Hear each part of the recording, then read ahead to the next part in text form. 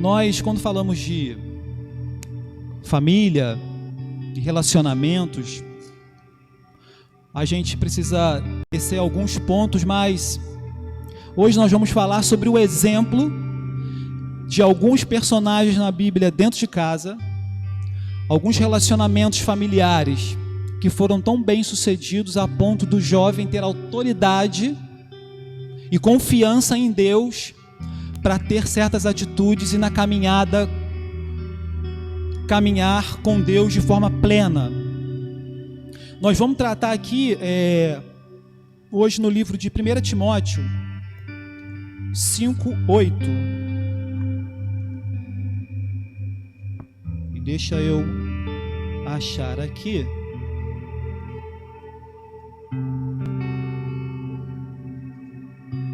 Eu já tirei as minhas anotações aqui, eu perdi as minhas anotações.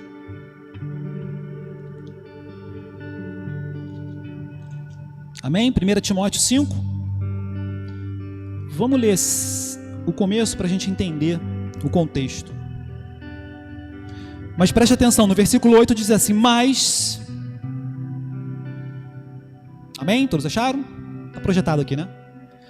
Mas se alguém não tem cuidado dos seus, e principalmente dos da sua família, negou a fé e é pior do que o infiel. Lembra daquilo que o final do vídeo projetou ali pra gente?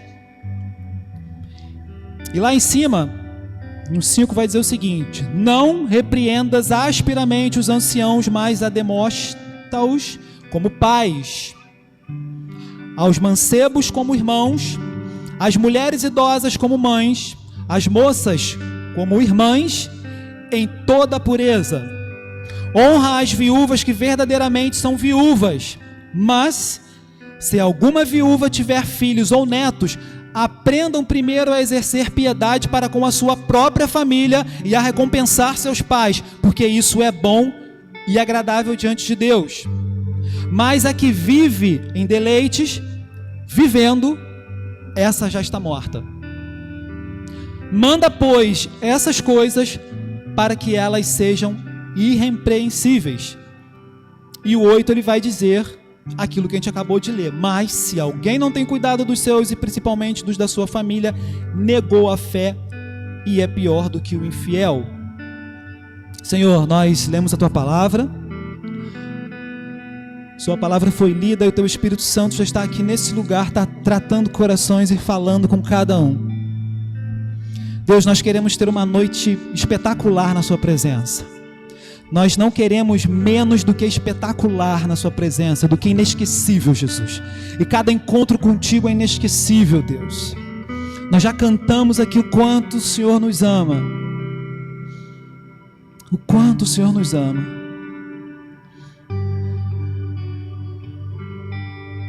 E Ele me ama, tanto me ama, tanto nos ama, tanto Ele ama.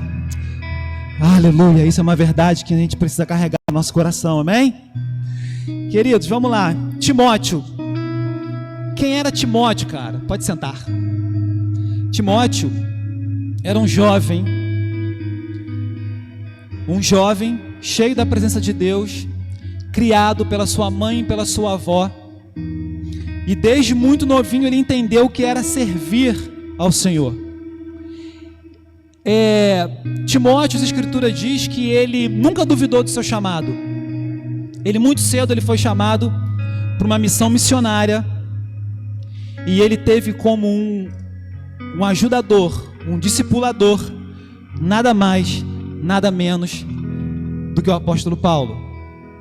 E o próprio apóstolo Paulo vai dizer que ele era um jovem destemido, que ele era um jovem cuidadoso, curioso e um exemplo na sua família e na igreja onde ele congregava. Ser um jovem hoje, referência a ponto do seu líder ou do seu discipulador colocar a mão no fogo e dizer que esse aqui serve a Deus com excelência, hoje em dia é muito difícil, queridos. Para um jovem hoje ter uma vida no altar plena, é necessário muito acompanhamento. E mesmo assim, às vezes se perde no meio do caminho. Timóteo era um jovem que andava com Paulo e começou uma trajetória magnífica na presença de Deus. Timóteo foi um exemplo de jovem cristão, exemplo de jovem não só na sua congregação, mas em todo Arraiá. Ele foi reconhecido em Icônio, que foi a província que ele morava. Nós somos reconhecidos em São José pelas boas obras. Eu, Fernando, você, Ricardo, vocês, a gente pode dizer que a gente é reconhecido de fato pelas boas obras que a gente tem feito. As pessoas nos reconhecem por aquilo que a gente fala de Jesus, sobre Jesus. As pessoas veem em nós uma referência porque somos jovens, amém? Está falando de jovem aqui, amém? Somos jovens? Timóteo era esse jovem. Timóteo foi um exemplo de membro da igreja. Mas isso não foi de uma hora para outra, irmãos. A Bíblia vai dizer que Timóteo tinha muita dificuldade. Timóteo, ele era um jovem menino quando começou a caminhada, e ele tinha muita dificuldade, não de entender o que Deus tinha para a vida dele. Ele captou muito cedo, ele sabia reconhecer a voz do seu Senhor. E pegando o gancho do que o pastor aqui falou pela manhã, tem muita gente que não reconhece a voz do seu Senhor. Tem muita gente que tem a dificuldade de reconhecer, de entender, de perceber a voz de Deus. E muitas vezes a gente se apega falando assim: caramba, o que Deus quer para a minha vida? Eu não consigo perceber e entender o que Deus quer para mim. A gente precisa de pessoas usadas por Deus, de revelações, de um louvor, de alguma coisa sobrenatural para testificar no nosso coração o que Deus quer para a gente. Seja ministerial, seja secular, seja de família e seja de relacionamento, ou enfim, tantas outras coisas. Timóteo não. Timóteo era um jovem que sabia exatamente quem era o Deus dele e sabia de longe reconhecer a voz de Deus. Mas Timóteo tinha dificuldade, inclusive de saúde. A Bíblia vai dizer que Timóteo era um garoto frágil de saúde. Ele era um garoto que passava por dificuldades em acompanhar Paulo por conta da saúde, por conta da sua oratória. Ele não conseguia, a Bíblia não diz clara se ele tinha algum problema de dicção, mas diz que ele tinha um problema de colocar as coisas, e isso por um longo tempo atrapalhou Timóteo. E a saúde, mesmo com a saúde debilitada, Timóteo não via dificuldade em acompanhar Paulo, em aprender com Paulo e fazer tudo aquilo que Paulo ensinou para ele. Preste atenção. Quando eu digo Timóteo foi um exemplo de membro da igreja, ele foi muito bem instruído por sua mãe e pela sua avó. Deu bons testemunhos aos seus irmãos de igreja. Também em Listra. Você pode abrir, querida, em Atos 16. Pode projetar aqui, por favor. Atos 16.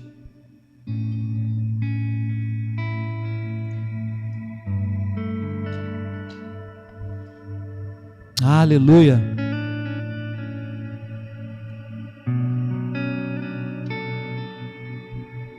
Santo é o teu nome, Jesus.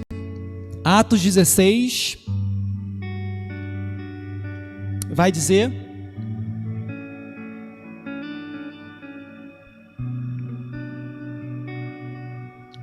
quem abriu, quem encontrou, pode ler o versículo 1, versículo 2. Enquanto... foi aqui. E chegou a Derbe e Listra, e eis que estava ali um certo discípulo por nome Timóteo, filho de uma judia que era crente, mas de pai grego, do qual davam bom testemunho os irmãos que estavam em Listra e em Icônio. Preste atenção, Timóteo entendeu tão bem o seu chamado, que vocês viram ali que o pai dele era grego. Mas ele entendeu que ele tinha que ir por caminhos E provavelmente, certamente ele ia encontrar com judeus. E Timóteo não tinha obrigação nenhuma de ser circuncidado. Timóteo entendeu tão novo a missão dele, que ele dialogou com Paulo. E falou: Paulo, se eu estou fazendo a boa obra, necessário é que eu faça também a circuncisão. Porque ele entendeu que ele precisava dar bom testemunho, porque ele ia se relacionar também com os judeus. O que eu quero dizer com isso, querido, é que Timóteo, mesmo tão novo, ele teve testemunhos em casa. Ele foi discipulado pela sua mãe e pela sua avó. Onde eu quero chegar com isso, querido? Olha a importância que a gente tem com a vida dos nossos filhos. A gente não está tratando aqui de família. Olha a importância que a gente tem de estar trazendo nossos filhos para a casa do Senhor, de estar os ensinando o que é um relacionamento reto e direto com Deus, e entender que os nossos filhos precisam ter a experiência deles. Quando a gente acorda domingo de manhã, querido, e dá um espirro meio atravessado e acha que isso é motivo para não vir para a escola dominical, e não é motivo para trazer o seu filho, você está cometendo um grave erro. E é por isso que muitas vezes a gente tem que acordar 3, 4 horas da manhã para ir dentro de boca de fumo resgatar filho de crente, resgatar filho de mulheres obreiras, homens obreiros que sempre serviram o Senhor, mas em algum momento se descuidaram, acharam que o simples fato de dar exemplo é suficiente. E dar exemplo é muito mais do que você apresentar um exemplo, é pegar na mão, é ensinar, é estar junto. Eu tenho 2 filhas que eu tenho são 2 adolescentes, e as 2 estão numa transição de congregação e denominação. Sempre foram da Metodista comigo. A caçula foi para a Batista, ficou uns 2, 3 anos na Batista, se identificou. Mas a gente quer os nossos filhos perto de nós, né? Por mais que a gente acompanhe, por mais que a gente ensine, por mais que a gente dê exemplo, eles veem o exemplo de como a gente trabalha, se dedica, sempre se dedicou na obra. Então eu tenho essa dificuldade ainda de trazer minhas filhas para a escola dominical. E uma estratégia que a gente aprendeu é nunca trazer a ira para os seus filhos. Tem pais que têm uma postura de obrigar mesmo, na marra, jogar balde de água fria em cima da cama, e a gente entendeu que não é na marra, na força, nem na violência, mas é com exemplo. E a gente tem dado esse exemplo. A gente tem uma vida muito corrida, todo mundo aqui tem uma vida muito corrida, mas a gente sempre foi muito dedicado à obra. Quer ver que é o mais curioso? Aqui em Timóteo teve o exemplo de sua mãe e de sua avó. Eu nunca tive exemplo de pai e mãe. Monique, eu não... Até teve, né, amor? Os pais, a mãe, a avó, a tia, eram muito focadas na obra e dedicadas. Mas eu nunca tive isso. Mas eu entendi, desde quando eu aceitei a Jesus e entendi que eu precisava entregar a minha vida para Ele, que eu precisava retribuir tudo aquilo que Ele já fez por mim. Então, mesmo cansado, gente, a gente não vê dificuldade de estar aqui nas terça-feiras ministrando um curso lindo para casais que tem rolado. A gente não vê dificuldade de repente passar uma vassoura na igreja ou fazer qualquer outra coisa que os irmãos aqui provavelmente fazem também. A gente não vê dificuldade de estar aqui de repente na igreja todo dia. A gente não vê dificuldade de estar aqui domingo de manhã na escola dominical. Porque a gente entendeu o nosso desafio e o chamado que Deus tem para a nossa vida. Amém? Vocês perceberam e captaram a proposta de Deus para cada um no reino de Deus? Porque se vocês ainda têm alguma dúvida do chamado de vocês para o reino de Deus, a gente junto precisa buscar essa resposta. E eu vou orar pela tua vida, queridos e queridas, para que você escute a voz do seu Senhor com muita clareza e entenda que é a voz dele. Porque ainda há pessoas que têm dúvidas do seu chamado, têm dúvidas do que é servir ao Senhor, têm dúvidas de que é necessário uma entrega sobrenatural, porque romper o cansaço, romper as dificuldades e romper muita coisa, isso é sobrenatural. E é tão sobrenatural quanto o que Deus pensa a nosso respeito. Deus não é um ser humano como eu e você. Deus não tem a mesma limitação que eu e você temos. Deus não tem uma linha de raciocínio que eu e você temos. Deus não tem as mesmas emoções que nós temos. Então é idiotice da nossa parte, pequenez, achar que a gente conhece Deus a ponto de entender os pensamentos dele, porque a gente nunca vai entender. Deus é um Deus sobre-humano. E a gente tem discutido isso aqui no louvor, no Ministério de Louvor. Deus é um Deus sobre-humano.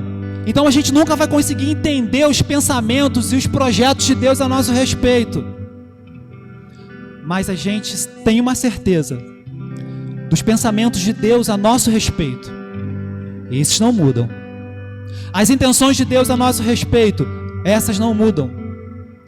Deus é um Deus que sempre vai olhar a gente com toda a dificuldade, com todo o vacilo, com todo o pecado que temos, muitos, Deus vai sempre olhar para a gente com olhos de amor. Timóteo foi um jovem escolhido para a obra de Deus. Não despreze o seu dom. 4:14. Timóteo 4, versículo 14. Não despreze o dom que há em ti, o qual te foi dado por profecia, com a imposição das mãos do presbítero. Isso aqui foi um recado claro e reto para Timóteo. E é isso que Deus tem para falar para nós nessa noite. Não despreze o seu dom. Não perca tempo com meninice. Como a gente cantou aqui, eu não tenho tempo para perder com ressentimentos, com bobagens, quando eu entendo e penso que Ele me ama de verdade. E Ele nos ama. Timóteo foi um exemplo de liderado. Timóteo foi um exemplo de obreiro e líder. Timóteo teve o carinho de pai. E a relação entre Paulo e Timóteo foi essa. Paulo, além de conduzir Timóteo na caminhada, de introduzir ele na fé, de dar bons testemunhos, teve um relacionamento de pai com filho com Timóteo. Cara, imagina você ser discipulado por Paulo, mano. Que loucura, que doideira.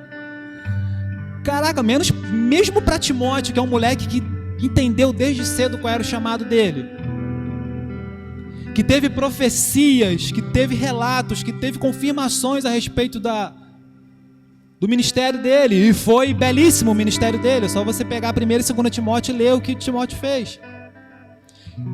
É loucura pensar, caraca, Timóteo foi discipulado, discipulados por Paulo. Você tem noção do que é isso? Caminhar com Paulo. Paulo era muito doido. Paulo não via dificuldade. Paulo andava, caminhava, ia para tudo quanto é canto. Porque Paulo reconheceu.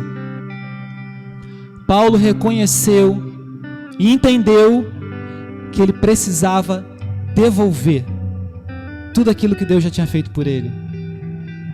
Vocês sabem a história de Paulo, o que Paulo era, o que Paulo fazia antes Saulo. E teve um encontro magnífico com o Senhor. Teve um encontro sobrenatural. E a gente precisa buscar essa intimidade com o Senhor no sobrenatural, de ter relacionamentos sobrenaturais, assim como Paulo teve. Quando ele encontra com Deus, cara, o mesmo Deus que ele perseguia, ele tem aquela visão que ele cai do cavalo, encontra Deus, e no mesmo momento ele reconhece quem é Deus e fala: Senhor,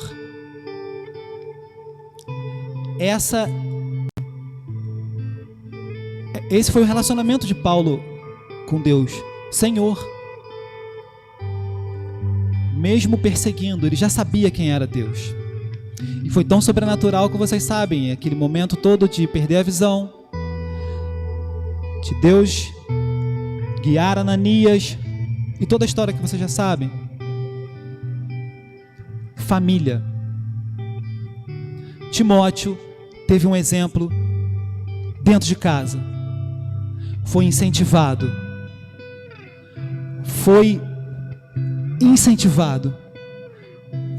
incentivado, amado, entendeu o propósito, captou rapidamente qual era o seu chamado. A gente tem exemplos de família na Bíblia que mesmo caminhando com o Senhor, mesmo caminhando, num momento de dificuldade,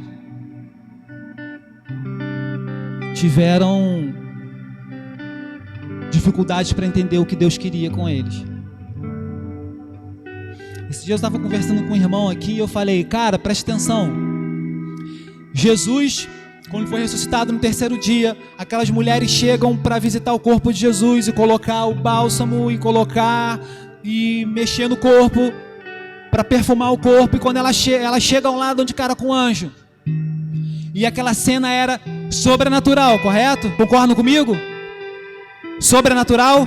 A gente está falando de relacionamentos sobrenaturais aqui, então fale comigo, sobrenatural.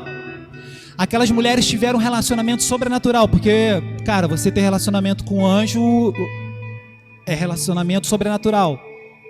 E os anjos falaram, por que vocês procuram entre os mortos aquele que já ressuscitou, já está vivo? Aquelas mulheres de imediato entenderam que naquele momento a realidade delas não era mais aquela realidade de sofrimento, de chorar por aquele Messias que foi morto. A realidade agora era uma realidade espiritual e sobrenatural. Aquele ambiente sobrenatural agora fazia parte da vida delas. Preste atenção, é esse ambiente sobrenatural de encontro com anjos, relacionamento com anjos que nós temos. Nós não somos seres espirituais? Então, meu irmão, é loucura você perseguir e colocar um Deus na parede que pode dar ordem para os anjos e mover toda a terra e mudar uma realidade de uma hora para outra. É loucura você se colocar contra um Deus desse, espiritualmente falando e fisicamente falando. A realidade agora que nós vivemos, querido, é uma realidade espiritual, é sobrenatural. Nós vivemos por fé, nós estamos nesse mundo, mas o nosso mundo é outro completamente diferente. E se isso não estiver muito certo no nosso coração, na nossa mente, a gente vai padecer muito. Jó. E eu não vou entrar no livro de Jó não, mas presta atenção. A gente tem tratado muito de Jó aqui no louvor. Falaram de Jó, lido o livro de Jó, estudado Jó. E vamos lá para a família de novo, Jó. Se eu perguntar para vocês, quem era Jó? Se eu perguntar, Ricardo, quem foi Jó? O que você vai dizer para mim? Jó era um homem o quê? Oi? Não entendi. Jó era um homem segundo o coração de Deus. Patrícia, Jó, quem era Jó? O mais correto. Jean, quem era Jó? Um homem que andava com Deus, cara. Esse era Jó. Esse era Jó. Um cara que era amigaço de Deus, que tinha um relacionamento íntimo com Deus, que a sua família sabia desse relacionamento íntimo com Deus e respeitava isso. Jó, um homem que conhecia Deus muito próximo, de ouvir Deus falar no ouvido dele, de ter tete a tete com Deus. E eu já vou finalizando aqui. Preste atenção. Vocês sabem daquele diálogo todo de Satanás com Deus? E um detalhe importante que a gente não pode esquecer: Deus começa o diálogo com Satanás. Amém? Não é Satanás que começa o diálogo apontando, não. E aí, anja? Não. É Deus que começa o diálogo. Ô fedorento, abudo, tá vendo Jó? Tá vendo ali meu servo? Papapá. E Satanás com aquele papo furado, de rodear a terra, não sei o que, papapá, né? Tava ali, já de olho em Jó. Tempão. Jó sempre foi cuidado por Deus. As terras dele nunca foram invadidas. As terras nunca foram invadidas. Tinha uma guerra de Cananeu, Filisteu, com Papapeu. As terras em volta eram invadidas, saqueadas. Terra de Jó não. As terras em volta eram. Terra de Jó não. E aí eu vou chegar no ponto que a visão de Deus a nosso respeito não muda. Jó, um homem que tinha tudo, bens incontáveis, e no livro vai descrever os bens de Jó. E Deus fala: você toque então nos bens dele. Você acha que é isso? Que ele só me serve porque ele tem bens, porque ele é cuidado? Então, retire os bens dele. E começa o terror na vida de Jó. A ponto de um mensageiro vir falar, e antes de acabar de falar, já vem outro e fala: morreu filho, morreu outro filho, e invadiram, e roubaram, e mataram as terras. E aí Jó cai doente. Tudo aquilo que você já sabe. Jó fica tão doente, começa a amaldiçoar o dia que nasceu. E aí os 3 amigos de Jó vêm para se compadecer e ter ali um relacionamento de família com ele. Amém?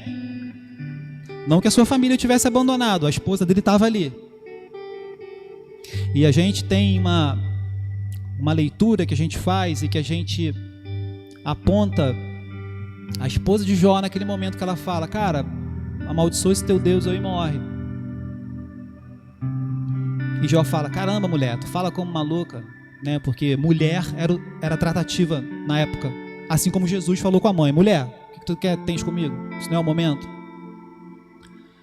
Mas aquilo foi um ato não de desespero, mas foi um ato daquela mulher de entender e saber que Jó tinha um relacionamento tão íntimo com Deus, que ela queria ver o sofrimento de Jó interrompido ali. E ela achava que esse era o único motivo de interromper. Ela não estava contra Deus, ela não estava amaldiçoando, ela não era contra Deus naquele momento, só que ela estava querendo acabar com a dor do seu marido, de Jó. E foi a única ação, a única atitude que ela teve. Vocês vão lendo no livro de Jó, no decorrer da história, Jó era um cara segundo o coração de Deus, um homem que andava com Deus, um homem que tinha intimidade com Deus, não é isso? E se esse cara tinha intimidade com Deus, ele deveria ou entendia os propósitos de Deus para a vida dele, amém? Ele tinha que entender ou deveria entender que toda luta, toda dificuldade que a gente passa com família, com os nossos filhos, é para um bem proveitoso, amém? E que mesmo na luta, mesmo na dificuldade, a gente sai melhor do que a gente entrou. A gente aprende com isso. Vocês vão vendo lá no finalzinho do livro que Jó chegou no momento de desespero, a ponto de começar a colocar Deus contra a parede, cara. E lembra do que eu falei daquela realidade espiritual? Cara, é loucura você se voltar para um Deus todo-poderoso. Jó, conhecendo Deus como conhecia, começou a se colocar contra Deus. Para fechar, eu vou falar de mais um jovem cheio de Deus, instruído pelos seus pais, teve exemplo dentro de casa, conheceu a Deus através de sua família. Está aqui no livro de Jó, chamado Eliú. Eliú era um jovenzinho que estava junto com aqueles 3 anciãos amigos de Jó, que não ajudaram Jó em nada. Eles estavam ali e ficaram ouvindo Jó murmurar contra Deus, falar contra Deus, botar Deus na parede e reclamar e choramingar. Meu irmão, só quem está com a dificuldade, com a doença, sabe. Mas eu estou falando aqui de um homem com relacionamento íntimo com Deus. E a Bíblia vai dizer que Deus ficou tão irado com esses 3 homens que não fizeram nada para ajudar Jó, que no final Deus fala para fazer o holocausto, para poupar a vida desses 3 homens. E aí entra Eliú, um jovenzinho que estava ali olhando. E no momento Eliú chega e fala: olha só, eu posso falar a palavra aí? Posso falar alguma coisa? E os anciãos: pode, porque Eliú, a Bíblia diz que ele, com muito respeito, ele ouviu e viu tudo que se passava ali. E no momento certo, ele falou.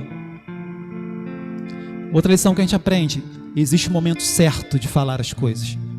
Existe o momento certo de colocar as coisas. Existe o momento certo até para ensinar, para exortar e para abençoar alguém. Eliú abriu a boca dele e começou a falar.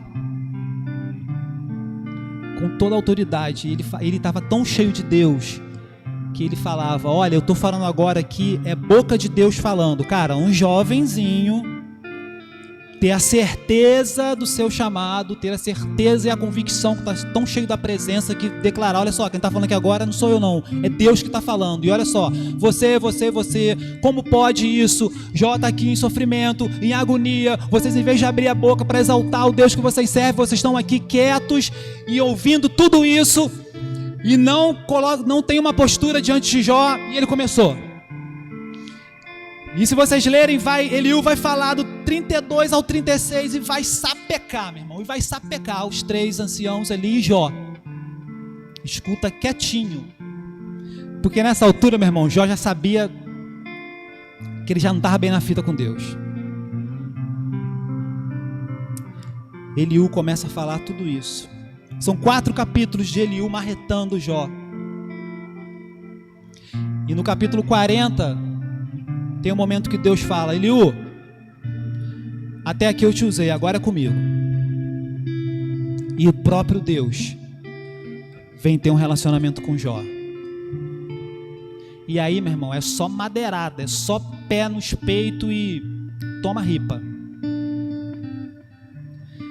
Deus naquele momento faz 77 perguntas para Jó. Tipo: você tem condições de governar o mundo inteiro no meu lugar? Você acha que o que eu tenho feito não é bom? Foram 77 perguntas de madeirada e tapa na lata que Jó teve. O mesmo Jó que a gente apontou agora, homem digno, andava com Deus, tete a tete com ele. Na luta, na prova, se desesperou, ficou cego, apontou a Deus, colocou Deus na parede, começou a cobrar um monte de coisa de Deus, a ponto do próprio Deus vir ter um diálogo com Jó e ensinar para ele: Jó, cara, tudo isso que você está passando é para você aprender, cara, é para você aprender, para você sair daqui melhor do que você entrou. E ripou, Jó. E o que eu quero fechar se lembra do propósito de Deus e dos pensamentos de Deus a nosso respeito? Os pensamentos de Deus são sempre pensamentos de amor a nosso respeito, por mais que a gente erre e vacile pra caramba. E você vai ler ali no final do livro de Jó o que Deus fala: Jó, homem bom, servo fiel. Por mais que Jó tenha errado e errou pra caramba, vacilou muito nessa caminhada, nesse aperto, quis colocar Deus na parede, colocou Deus no banquinho dos réus ali e apontou o dedo na cara de Deus. No final de tudo, Deus tinha olhos de amor, de misericórdia para com Jó, a ponto de falar: filhinho amado. Então, queridos, se eu posso acrescentar alguma mensagem para o teu coração, se eu posso deixar alguma coisa para o seu coração nessa noite, é que você entenda que você tem uma responsabilidade muito grande com a sua família. Você tem todas as ferramentas, você tem tudo a teu favor para gerir, para caminhar, para acompanhar a tua família. A gente hoje tem vivido dias que relacionamentos entre marido e mulher tão difíceis e às vezes dá até em separação por causa de um raio de um jogo que tem aí, que tem que ficar atirando, matando os outros, tá? Free Fire. Um vício do cão, demônio, que eu já vi um monte de casamento acabar por causa disso. O cabra não trabalhava, o cabra não dava atenção para a esposa, o cara não dava atenção para o filho, o cara não fazia nada, o cara saía do trabalho, ficava em casa jogando, não conseguia fazer mais nada por causa de jogo. Para que casa então, rapaz? Para que casa? Se você quer ter postura de menino, você não está preparado para casar, então não casa.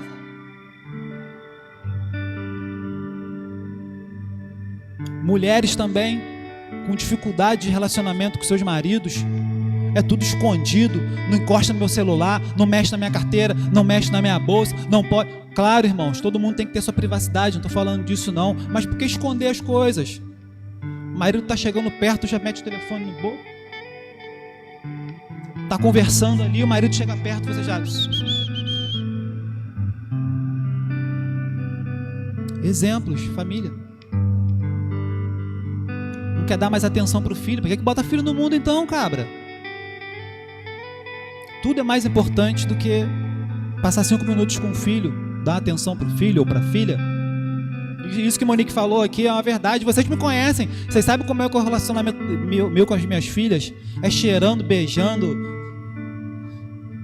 Gosto de sentir o cheiro das minhas filhas, gosto de estar falando te amo, te amo. Sou assim eu sou com relacionamento com meus amigos, de estar junto, de estar abraçando, de estar falando, de estar me preocupando, de estar ligando, de estar mandando mensagem quando a pessoa não vem no culto. Então, querido, a gente está falando hoje de famílias, vamos falar no decorrer do mês, e que vocês entendam, primeiro, o seu chamado com Deus. Segundo, o amor de Deus não muda para conosco, nem o olhar dele, nem as intenções dele muda a nosso respeito. Que a gente entenda que as dificuldades que a gente passa é para melhoria. A gente vai sair sempre mais forte das dificuldades. Amém? Queria chamar a Monique aqui na frente. Não passei da hora.